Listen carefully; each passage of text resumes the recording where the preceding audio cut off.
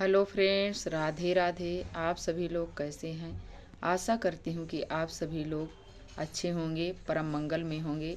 तो आज हम जानेंगे 2025 में माघ मास के कृष्ण पक्ष में आने वाली एकादशी का व्रत किस दिन रखा जाएगा, इसका नाम क्या है, एकादशी कब से प्रारंभ हो रही, कब समाप्त हो रही, पारण का शुभ समय क्या है, दशमी तिथि का पालन कैसे करें, एकादशी की पूजा कैसे करें।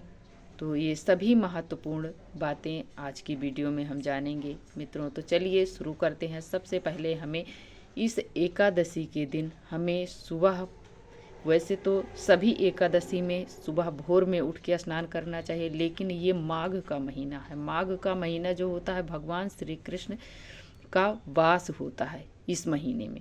तो इस महीने में स्नान, दान, तुलसी पूजा इत्यादि चीज़ों का बहुत विशेष महत्व बताया गया है।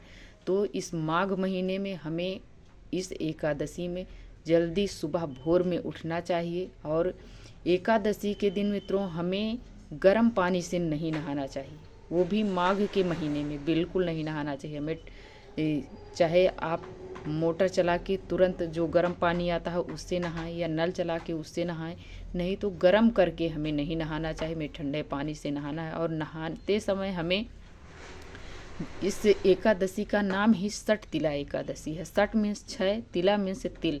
तो 6 प्रकार से तिलों का उपयोग करने से इसका नाम सठ तिला एकादशी पड़ा है। तो चलिए जानते हैं कौन कौन से हैं 6 प्रकार के। तो तिल डालकर हमें स्नान करना चाहिए, तिल का उपटन लगाकर स्नान करना चाहिए, तिल का दान करना चाहिए, तिल का हवन करना चाहिए, तिल का तर्पण करना चाहिए, तिल का भगवान को भोग लगाना चाहिए, तिल से भरा पात्र हमें दान करना चाहिए। इस दिन तिल चटकाने की विशेष महिमा बताई गई है मित्रों। इस एकादशी के दिन कहते हैं कि तिल चटकाने से, जैसे तिल चटकता है वैसे हमारे घर की जो पाप रहता है या बहुत सारी निगेटिविटी, वो सभी नष्ट हो जाती हैं। तो इस दिन तिल हमें खाना चाहिए, तिल दान करना चाहिए, तिल का भोग भगवान श्री हरि को लगाना चाहिए। इस दिन तिल से ही स्नान करना चाहिए, तिल का उबटन लगाना चाहिए। इस दिन तिल की विशेष महिमा है।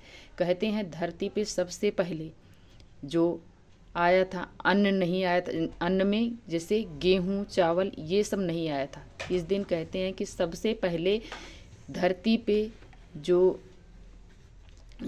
इस चीज़ की उत्पत्ति हुई थी तो उसमें तिल की ही उत्पत्ति हुई थी, वो भी भगवान श्री कृष्ण के आंसू से। कहते हैं ये शास्त्रों में वर्णन आता है कि भगवान श्री कृष्ण के आंसू से ये इसकी उत्पत्ति हुई थी, तिल की, सबसे पहले धरती पर।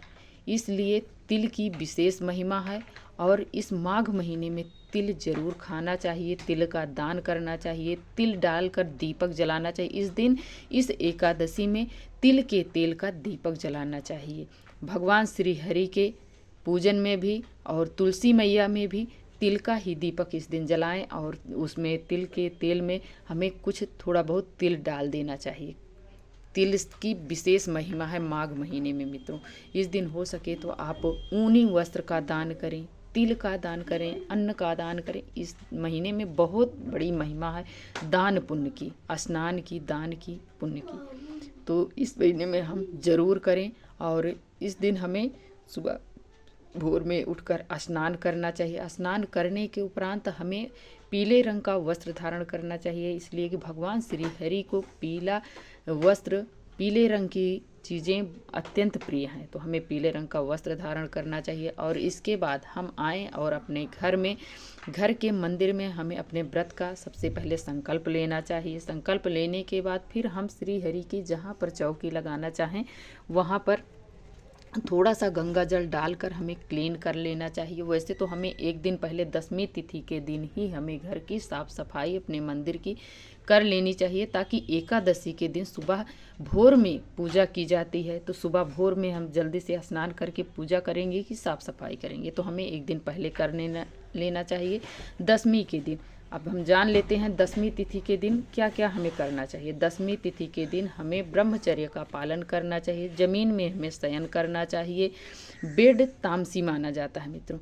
माघ के महीने में मूली विशेषकर नहीं खाई जाती है, तो हमें इस दिन दसवीं तिथि के दिन तो हमें बिल्कुल नहीं खानी है। मूली, बैगन, मसूर, लहसुन, प्याज, मांस, मदिरा, ये सब चीज़ बिल्कुल त्याग देना चाहिए। शुद्ध सात्विक भोजन ग्रहण करना है, वो भी सूर्यास्त के पहले हमें भोजन ग्रहण करना है। सूर्यास्त के बाद भोजन नहीं किया जाता है दसवीं तिथि के दिन। यदि कोई जैसे ड्यूटी वगैरह जिसके हस्बैंड गए हैं, जिसे वो व्रत रखते हैं, तो उन्हें कुट्टू के आटे का आप उन्हें दलिया बनाएं, खिचड़ी बनाएं, या सिंघाड़े के आटे की पूड़ी बनाएं, पकौड़ी बनाएं। ये सभी चीज़, बहुत सारी चीज़ें हैं, जैसे घिया की आप सब्जी बना दें। ये सब चीज़ें सात्विक में आती हैं, फलाहार में, तो ये आप बनाकर खा सकते हैं। लेकिन भोजन सूर्यास्त के बाद नहीं ग्रहण किया जाता है दसवीं तिथि के दिन। ये नियम होते हैं। दसवीं तिथि के दिन हमें बाल वगैरह धुल लेना चाहिए। एकादशी के दिन हमें बाल नहीं धुलना चाहिए। तो ये हो गया दसवीं का नियम, दसवीं तिथि का। एकादशी प्रारंभ हो रही है मित्रों सुबह 24 तारीख को शाम के 7:26 पर एकादशी तिथि प्रारंभ हो रही है।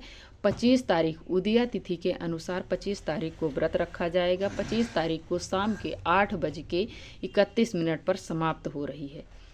तो हम उदया तिथि के अनुसार 25 तारीख को व्रत रखेंगे।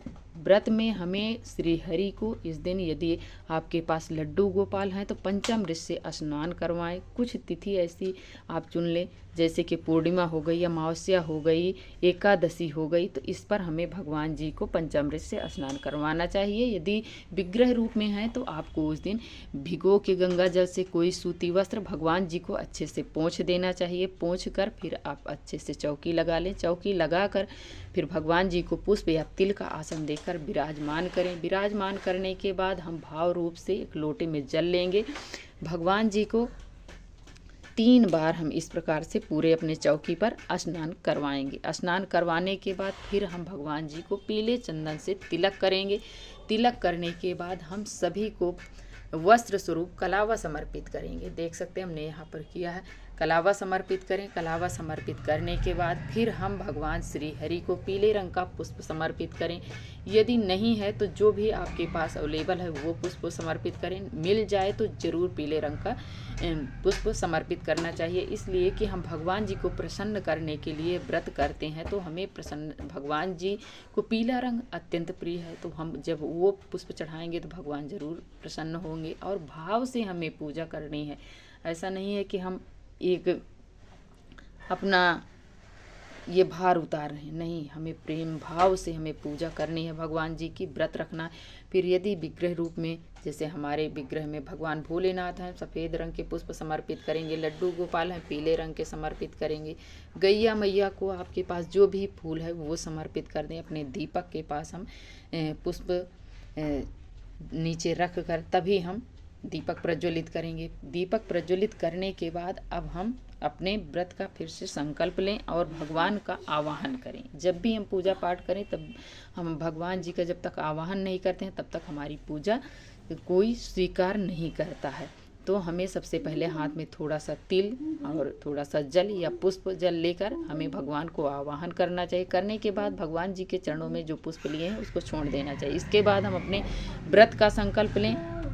नाम, गोत्र, स्थान और जिस व्रत की कामना से जो आप व्रत रख रहे हैं उसको बोलकर भगवान जी के चरणों में छोड़ दें। छोड़ने के बाद अब हम भगवान जी को सबसे पहले दीपक जला दिए हैं, उसके बाद हम धूप जला के रख देंगे। धूप जलाने के बाद फिर इस व्रत में मित्रों भगवान जी को तिल का भोग अवश्य लगाना चाहिए। जैसे पिछली एकादशी में दूध का भोग विशेष था, माखन मिश्री का भोग विशेष था, वैसे इस एकादशी में तिल का भोग जरूर लगाना चाहिए। तो देख सकते हैं हमने यहाँ पर तिल और गुड़ का भोग जरूर लगाएं और जो भी हम भोग लगाएंगे उसमें हमें तुलसी दल अवश्य डाल देना चाहिए, इसलिए कि भगवान श्री हरि बिना तुलसी दल के भोग स्वीकार नहीं करते हैं। और एकादशी के दिन हमें तुलसी नहीं छूनी चाहिए, नहीं तोड़नी चाहिए। एक दिन पहले हमें तोड़ कर रख लेनी चाहिए। तुलसी बासी कभी नहीं मानी जाती है, तो हमें एक दिन पहले तोड़ कर रख लेना है। उसे गंगा जल से धुलकर हमें फिर भगवान जी के भोग में जल में भगवान जी को समर्पित करना है, फल में। अब हम इसके बाद क्या करेंगे, जब हम विधि विधान पूर्वक पूजन कर लेंगे तो हम कपूर से भगवान जी की आरती करेंगे। आरती करने के बाद फिर हम पूजा में रही कमियों के लिए हम दक्षिणा चढ़ाएंगे। बिना दक्षिणा के हमारी पूजा संपन्न नहीं मानी जाती है मित्रों, तो हम दक्षिणा चढ़ाएंगे।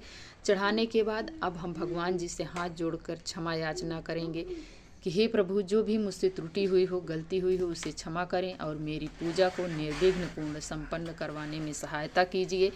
फिर हम इसके बाद इस दिन हमें भगवान श्री हरि की कोई ना कोई मंत्र का जाप करना चाहिए, विष्णु सहस्त्र नाम का पाठ करना चाहिए, नारायण कवच का पाठ करना चाहिए, हनुमान चालीसा का पाठ करना चाहिए। इस दिन ज़्यादा से ज़्यादा समय हमें भगवान जी के चरणों में समय देना चाहिए।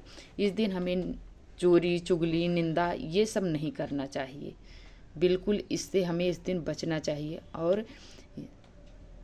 और यदि आपको कोई मंत्र नहीं आता है तो ओम नमो भगवते वासुदेवाय इस मंत्र का आपको जाप करना चाहिए।